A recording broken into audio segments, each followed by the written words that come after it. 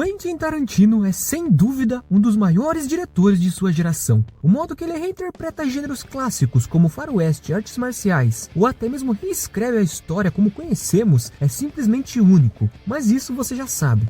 Entre litros e litros de sangue, diálogos marcantes e referências sutis à cultura pop, Tarantino vinha construindo conexões entre seus filmes muito antes dos universos compartilhados virarem moda. Isso deu origem a diversas teorias de fãs ao longo dos anos, e é exatamente isso que vamos explorar hoje. E se todos os filmes do Tarantino se passassem no mesmo universo? Mas calma, não vamos apenas nos limitar aos 9 filmes dirigidos por ele. Outras produções que também entram nessa teoria são roteiros escritos por ele, participações especiais ou projetos com seu envolvimento. Então acenda seu cigarro Red Apple, prepare-se para litros e mais litros de sangue, diálogos únicos, trunk shots e pés.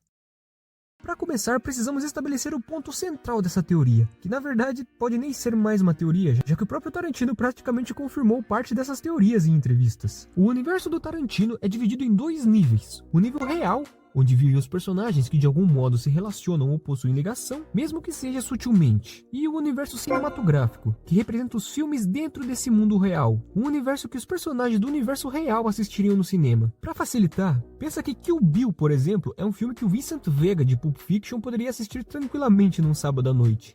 E essa lógica vai além da direção. Filmes como Um Drink no Inferno e Planeta Terror, com envolvimento criativo de Tarantino, se encaixam no universo cinematográfico, por terem uma pegada mais fantástica e não serem filmes tão pé no chão. Já Amor a Queima-Roupa e Assassinos por Natureza, roteiros de Tarantino dirigidos por outros cineastas, fazem parte do universo real, por terem personagens complexos e com tramas mais dramáticas. Com isso em mente, podemos começar a conectar os personagens e até teorias descartadas, que amarram ainda mais esse universo.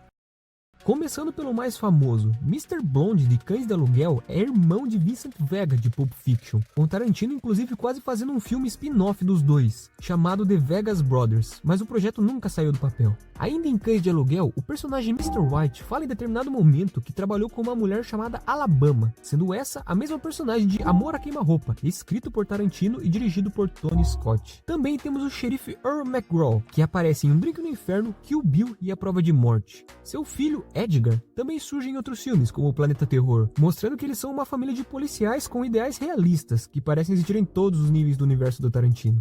Temos outras conexões, como Mr. Blonde, que diz que foi preso por um policial que tem o mesmo nome de um policial de Assassinos por Natureza. Também temos o Urso Judeu de Bastardos Inglórios, que é pai de Lee Donowitz, de Amor a Queima-Roupa.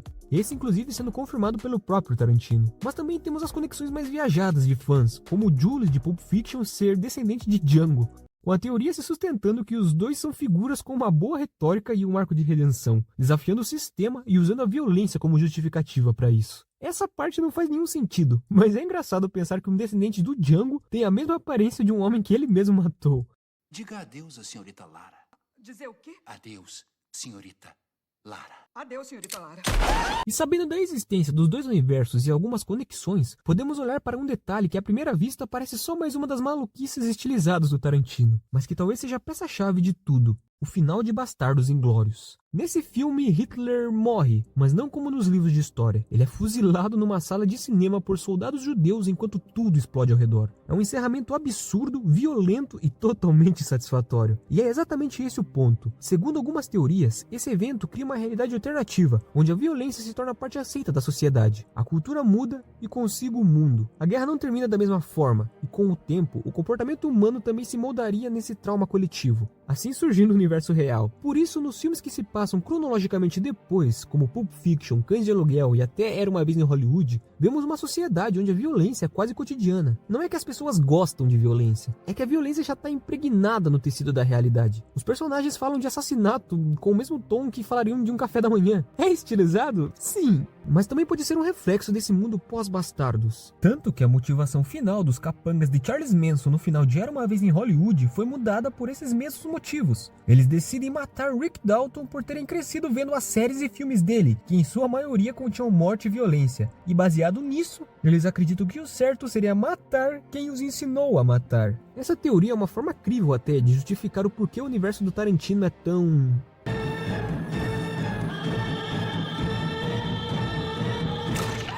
tarantinesco. É como se o próprio cinema dele fosse consequência do próprio cinema dentro do universo dele. Quê? Não sei se deu pra entender, mas talvez a morte de Hitler em Bastardos Inglórios não tenha criado um mundo alternativo. É possível imaginar que inclusive o passado desse mundo também é distorcido. E é aqui que entra Django Livre e Os Oito Odiados. Aí tem lugar pra mais um? Ambos se passam antes dos eventos de Bastardos Inglórios, mas já mostram um mundo cru, racista e brutal, onde o nível de violência já é elevado ao extremo, até mesmo para os padrões do Velho Oeste. Esses filmes são quase como os primeiros passos de violência que veríamos serem normalizadas nas décadas seguintes. Em Django, por exemplo, vemos um homem negro se tornar um justiceiro em uma sociedade escravocrata. E além de um faroeste de vingança, o filme funciona como uma versão alternativa da história americana, assim como os bastardos fizeram na Europa. Já em Os Oito Odiados, a brutalidade é como um personagem próprio. Todos os personagens estão armados, eles desconfiam dos outros e a resolução é sempre sangrenta. É como se o próprio DNA dessa sociedade tivesse corrompido desde o começo. Ou seja, esses dois filmes não só expandem o universo, como ajudam a entender o porquê ele é como ele é. Desde o Velho Oeste até os dias modernos, a violência foi crescendo e se enraizando, até se tornar um mero entretenimento. E falando em entretenimento, nada mais Tarantino do que ver os personagens discutindo filosofia no café da manhã, enquanto fumam um cigarro Red Apple ou comem um hambúrguer do Big Kahuna Burger. Big Kahuna Burger. That's that Hawaiian burger joint. Marcas que por suas aparições em diversos filmes podem ser encaradas como uma linha que costura parte desse universo. Red Apple, por exemplo, aparecendo em Pulp Fiction, Kill Bill, Era Uma Vez em Hollywood, inclusive até em Oito Odiados. Pode enrolar um cigarro pra mim? Claro, querido. Eu fumo tabaco Red Apple, tudo bem? É o meu favorito. Big Kahuna Burger, que se popularizou em Pulp Fiction, também marca sua presença sutil em outros filmes, como Cães de Aluguel, Um Drink no Inferno, Grande Hotel e até menções como em A Prova de Morte. Peraí. Tem um outdoor seu do lado do Big Kahuna Burger, não é?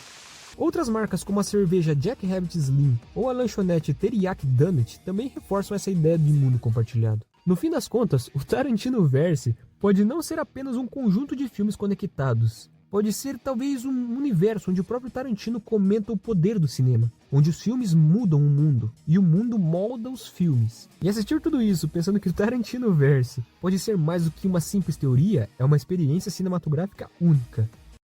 Eu não poderia encerrar o vídeo sem mencionar o recente falecimento de Michael Madsen. Ele era parceiro recorrente de Quentin Tarantino. Sua atuação como Mr. Blonde é uma das mais icônicas de todas. Mas particularmente, minha favorita sempre será a de Bud, em Kill Bill Volume 2. Fora das telas, Madsen também brilhou como dublador, com trabalhos marcantes como Yakuza, Dishonored e o mais icônico pra mim, como Tony Cipriani em GTA Liberty City Stories. Fica aqui a homenagem ao único homem que aparentemente penhorou uma Hattori Hanzo.